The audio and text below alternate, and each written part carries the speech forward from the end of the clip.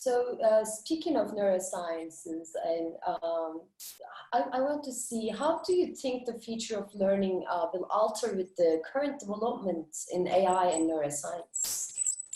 Well, these are two, AI and neuroscience are two related but different things. Right. I think that we don't exactly know yet what the full impact of AI is going to be, because there will be certain things that we think are inherently human-based that will eventually become machine-based. And that's really going to change the way learning is defined and valued by society. Because if there are judgment tasks, I'll just give you one example. We're now at a stage where some types of medical diagnosis are more reliably done through artificial intelligence than by human diagnosis. That's just one example among thousands of how we're redefining the relationship between artificial intelligence and human judgment. It doesn't mean that human judgment goes away. It just means that humans are going to have to specialize in other things, because a big piece of the work is going to go over to artificial intelligence. Just the design of that interface is going to be one of the great challenges, I think, in the future, and one of the most exciting parts. The neuroscience thing is really quite exciting, I think, because what we're doing is we're actually now learning a tremendous amount about how human beings learn. And most of that knowledge so far is not accessible to educators. It's being done by neuroscientists who aren't actually particularly interested in schools.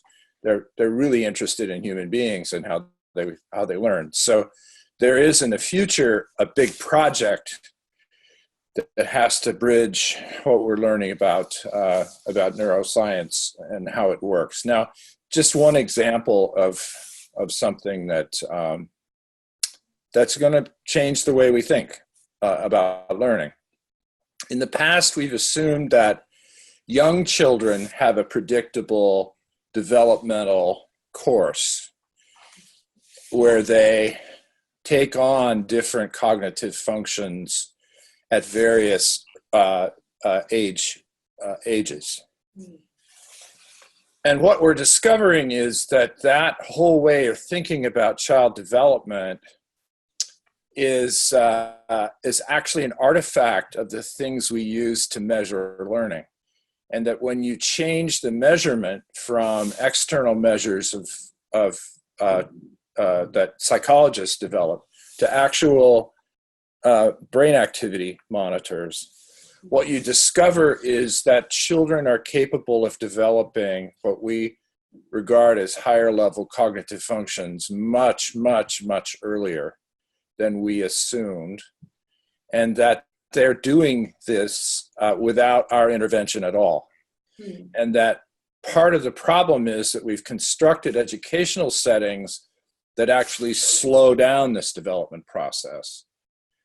And that the challenge is going to be more curious about what the capabilities of young children are as learners, and to allow them to grow at the rate at which they're basically biologically programmed to do it. Many of the practices that we use to discriminate between talented students and students with less talent are also artifacts of measurement. And this is going to be a major challenge in the future, because as we begin to be able to track how people actually learn things, what we're going to see is that different people develop at different rates. Right. And that what we often see as major differences among students learning at different points in time are really just differences in the rate at which students are capable of learning things.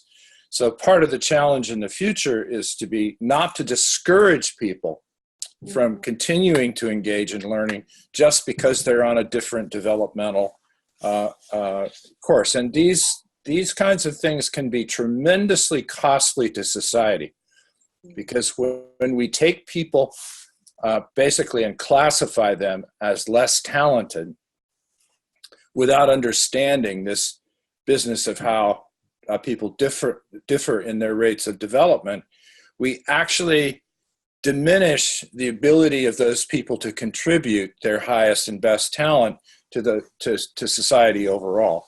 So these are going to be some really big challenges to education in the future.